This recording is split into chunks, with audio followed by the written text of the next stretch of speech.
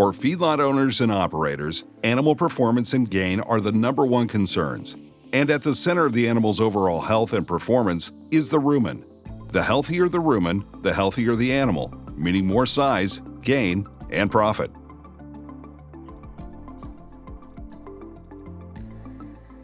The rumen is the second and most dynamic of the four compartments of the stomach in cattle. When an animal goes to the bunk, the feed it consumes makes its way past the reticulum to the rumen. With its 40-gallon volume and an environment hosting billions of different microbes ready to begin the fermentation process, the rumen is where digestion really gets started. Of the energy that the animal's taken in, so the calories that they consume in that ration during the day, about 80% of that is converted to another energy source within the rumen, right? So we don't feed the cow, we feed the rumen in that aspect. So the rumen is extremely important for the animal because that's where a majority of their energy is being produced in the form of volatile fatty acids and more microbial production.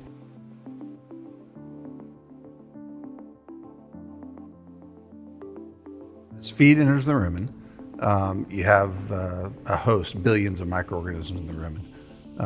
Bacteria primarily, but also protozoa and fungi. They'll start by breaking down the feed, the carbohydrates in the feed primarily, and turning it into volatile fatty acids. Those get absorbed through the rumen wall into the portal blood to the liver, and that's really how the energy system for that animal works, quite differently than a simple stomach animal like a human being or a horse. We need the animal to eat so the rumen's microbes begin the fermentation process and can produce VFAs. And once the VFAs are absorbed into the liver and other body tissues, they're converted to energy substrates, the animal's primary sources of gain. As long as the amount of VFAs produced are easily absorbed and uptaken into the liver and other tissues, producing an equal or greater amount of energy, the rumen and the animal remain healthy. Balance is everything. So the health of the rumen is vital. Just like you or I, if our stomach hurts, we don't want to eat. So where do we get our energy from? We get our energy from food. So just like if the animal has a stomach ache or a rumen ache, if you want to say, they're not going to want to consume feed. So they're going to be low on energy. Rumen health is partially measured by its pH level. A healthy rumen in a properly adapted feedlot animal has a pH that stays stable in a range of 5.6 to 6.0 and above.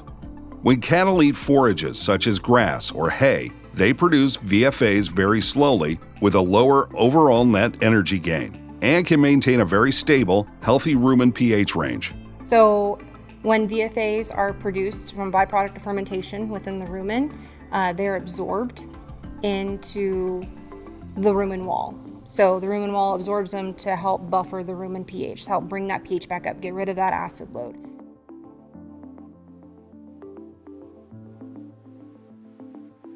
Now, since VFAs produce energy and gain is the goal, there has been a tendency to want to give animals as much feed as possible to produce as many VFAs as possible. That's why energy-dense, high-starch grains were introduced into a feedlot diet several decades ago. They increased the rate of gain by altering and increasing VFA production. But this can create a problem. If the microbes produce too much acid too fast, this causes an imbalance in the rumen environment and can quickly lead to variability in rumen pH throughout the day, which can be detrimental to rumen health in a feedlot animal over time. So that's really the important thing is which type of microorganisms flourish, how fast they break down the feed substrate and turn it into volatile fatty acids, and keeping that in balance with the rumen's ability to transport it out. If you produce it super fast and way faster than they can be transported out, that's when the rumen pH starts to fall. That's when other organisms kind of kick in and take over and start producing lactic acid, which then makes the rumen pH fall even faster.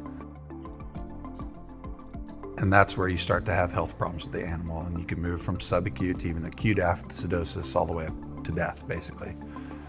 So kind of the art in it is getting the ration balanced and the animal behavior and consumption patterns such that you're maintaining kind of that close to peak level of volatile fatty acid production, but keeping it in sync with the animal's ability to transport it through the rumen wall. So a pH of 5.6 and below is when that animal is, I'm done eating, my stomach hurts, I don't want to eat right now. And if that's sustained for any amount of time, those animals won't eat until that pH comes back up. Well, that might be the next day. By that point, they're very hungry, and animal instinct, they go up and they consume another big meal. Then they don't eat for a day because their pH has dropped low for an extended amount of time. And then the next 2 days later, they go consume another big meal. So you get this cyclical eating pattern of eating one day, not really eating for another day and a half, and then eating a whole bunch and then not eating for a day and a half. And it's not a healthy pattern to be in for a feedlot animal. Sub-acute acidosis happens at a pH of 5.6, which causes the feedlot animal to reduce its feed intake. Once the pH falls and sustains a level of 5.4 for a couple of hours, the animal is now in full acidosis and stops eating altogether. It needs time to absorb, buffer, or pass the VFAs. These subacute and acute acidotic states take a toll on the rumen health over the long term. In the short term, it can take an animal from several hours to more than a day to recover from the effects. Once it does, it's hungry again. Because that animal laid off feed for a while, then comes back, they're going to tend to eat more again. Now you get into this cycle where the pH goes high, goes low, the animal eats, doesn't eat, more erratic intake patterns. Certainly there's some health and inflammatory effects that come with that, but the bottom line is you'll reduce performance. It just net, the animal will consume less feed and gain less weight as a result of that. RAMP and Sweet Bran have been intentionally designed to offer the solution to the problem of rumen imbalance and can increase the health and performance of feedlot cattle. Through possibilities of our wet corn milling technology, we understood that we could replace a portion of the grain in a typical diet with a product that substituted a high-energy, high-fiber source with less starch to produce a healthier, heavier animal. So our product, Sweet Bran and RAMP, help create a balanced rumen. And when I say a balanced rumen, that means that we're going to have greater production of volatile fatty acids, of energy within the rumen, but we're also going to have greater absorption. So our production isn't going to outweigh our absorption like it would in a traditional diet, and that's what's going to cause that real drive down of rumen pH. When we have equal or greater absorption, we can help maintain that rumen pH and help maintain that rumen health over the feeding period. And that helps increase intake over the feeding period. And that increase of intake actually will help promote greater gain. RAMP is a novel product since it's a total mixed ration delivered to the yard that doesn't contain any grain. And so we can adapt these cattle on RAMP to a high grain diet, not using grain, and not have bouts of acidosis or bouts of cyclical feed intake. And it's because our product contains a very soluble fiber that acts like a grain, but the byproduct of that fermentation is a safer energy source for the animal that isn't going to drop the pH during the day and decrease feed intake over time. So those animals have a higher pH throughout that transition phase, that starter and transition phase, and so they are more apt to consume feed throughout the day, whereas on a traditional starter and transition diet, those cattle will kind of go through lulls of pH and times where they don't want to consume feed. And so over the whole feeding period, dry matter intake or ration intake is increased compared to a traditional starter diet.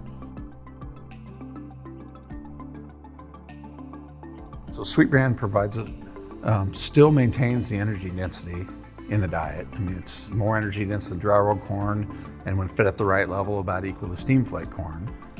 So you maintain the energy density available to the animal, but you're doing it without starch. Instead, you've got this highly digestible corn fiber that gets digested differently, but still provides the overall energy density to maintain the performance of the animal. Because you get a shift in the microbial population, the rate and types of volatile fatty acids being produced, the pH stays higher, steadier, more hours a day, the animal feels better, so they literally consume more feed. That's where the intake response comes from, which is ultimately where we get a bigger gain response with Sweet Bran consistently.